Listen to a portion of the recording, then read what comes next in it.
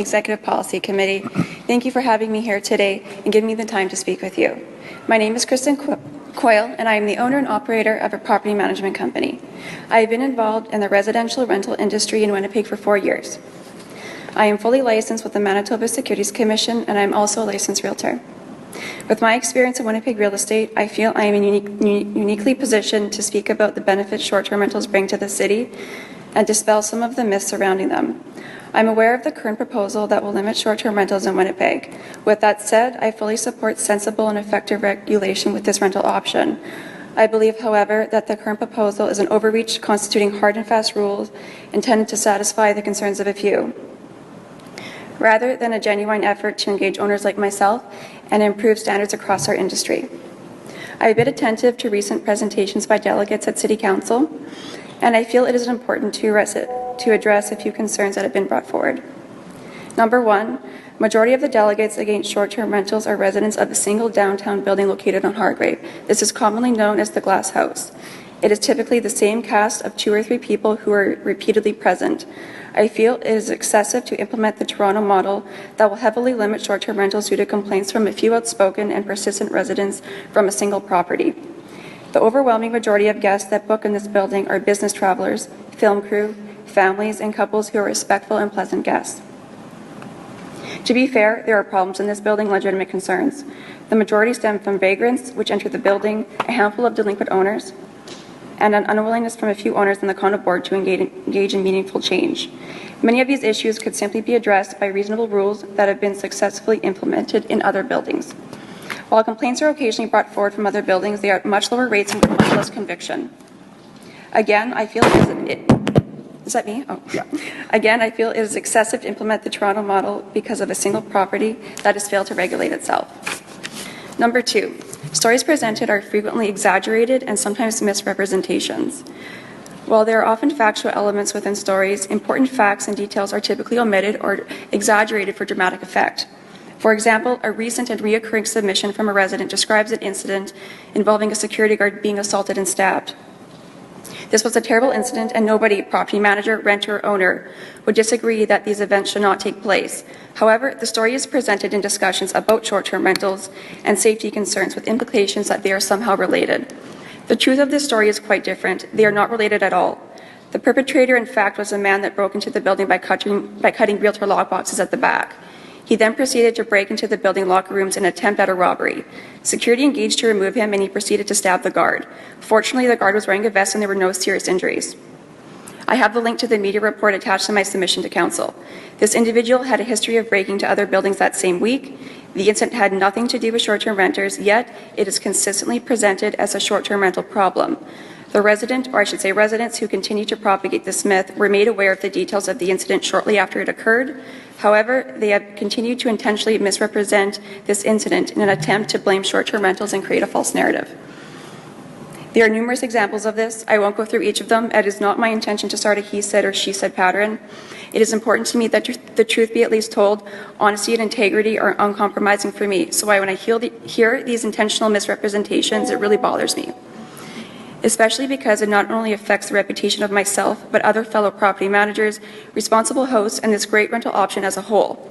With that said, the last misrepresentation I'll speak about has been presented multiple times by different repeat delegates.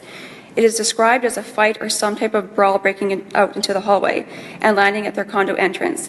They say the host of the property, which is me, was not available to pick up the phone. I remember this incident quite well, as I received the call at 1 a.m. on my birthday of last year. I messaged them back immediately. I waited for the police to arrive so I could speak to them on the phone. I offered to come down. However, the police mentioned I did not need to arrive as the tenant was heading to the hospital. And before I continue with the accurate details of this incident, I would like to mention this involved a long-term renter. He was 4 months into his 8-month lease, and he lived there 4 months without any issue. The truth of this incident was the renter had a mental health issue, and his 2 family members were trying to restrain him.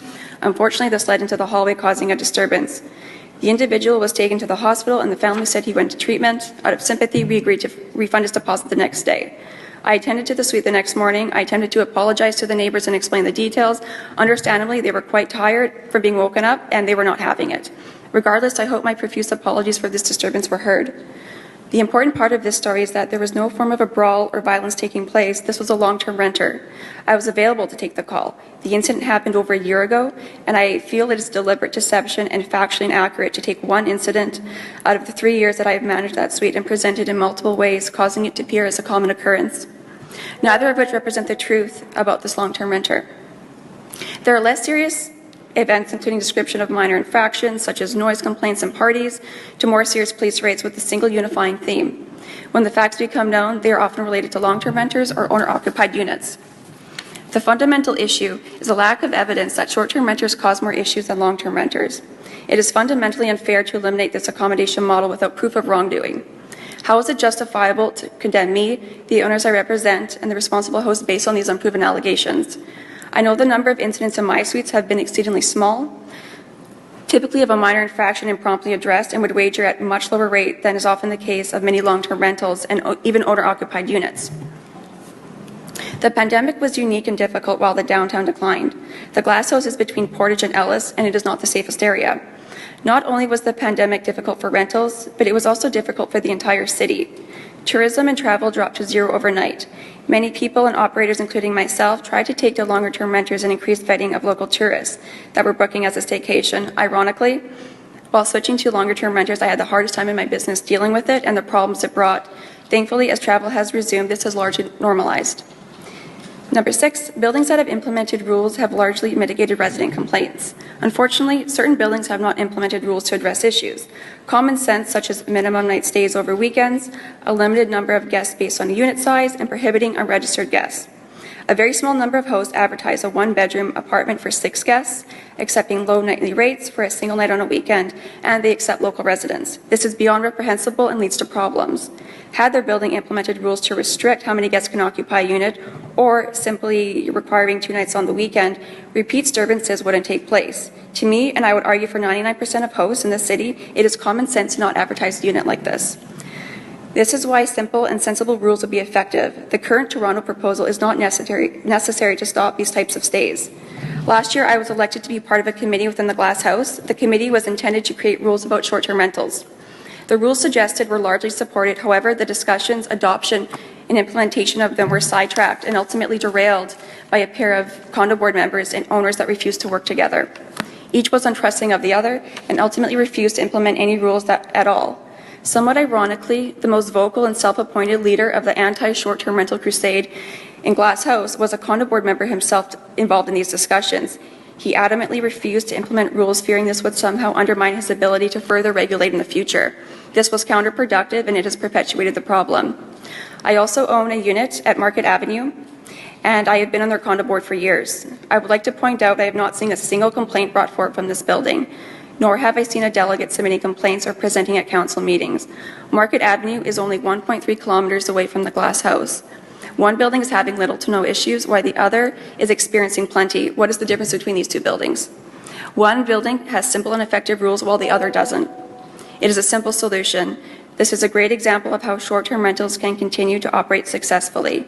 We just had our AGM this past Monday, and not one resident made a short-term rental complaint during the entire meeting. We had a quick and smooth AGM in under 45 minutes, which to me shows the residents are happy with the current management of the building, and all board members were re-elected for another term.